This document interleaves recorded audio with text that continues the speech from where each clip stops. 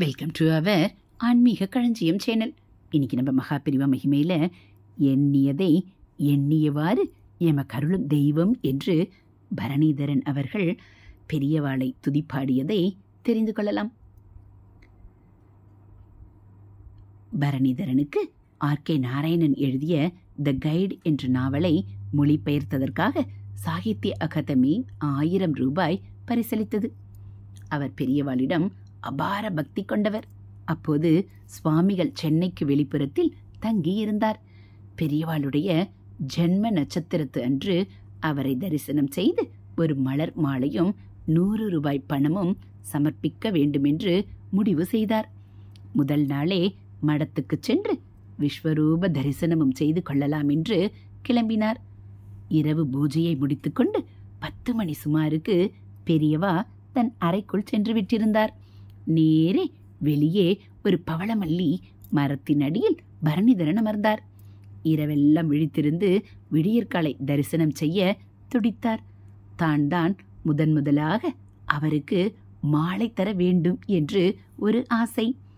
இது மட்டும் நடந்துவிட்டால் எனக்கு பெரியவாளிடம் உள்ள பக்தி தூய்மையானது, சத்தியமானது என்று அர்த்தம்.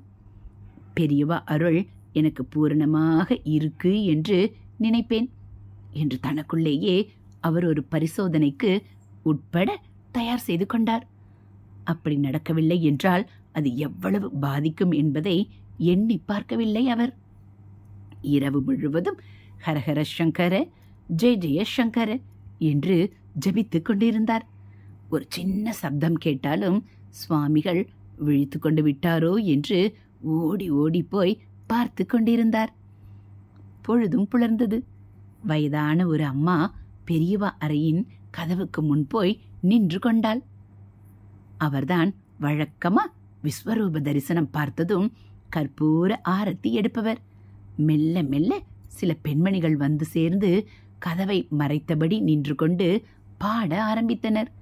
அவர்களுக்கு பின்னாலேதான் பரணிதரன் நிற்க முடிந்தது. பெண்களை இடித்து தள்ளிக்கொண்டு முன்னேறுவது அவருக்கு பழக்கமில்லை. இரவு கண் விழித்தும் பயனில்லாமல் போய்விடுமோ என்ற ஏக்கம் வந்தது. கதவும் திறந்தது. ஒளி வீசு முகத்துடன் பெரியவா காட்சி தந்தார். கற்பூர ஆரத்தியால் மேலும் ஒளி வீசியது.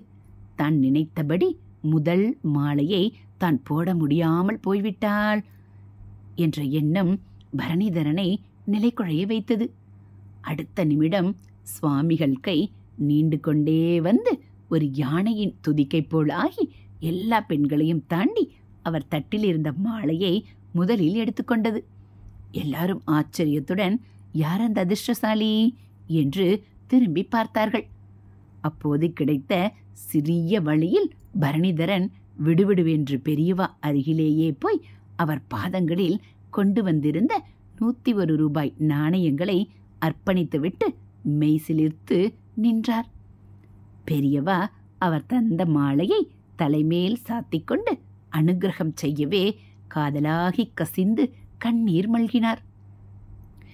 என்னையே நினைத்து இரவு முழுவதும் காத்திருந்தாயே, உன்னை விட்டுவிடுவேனா என்று ஒரு அருட்பார்வை பார்த்தார் பெரியவா.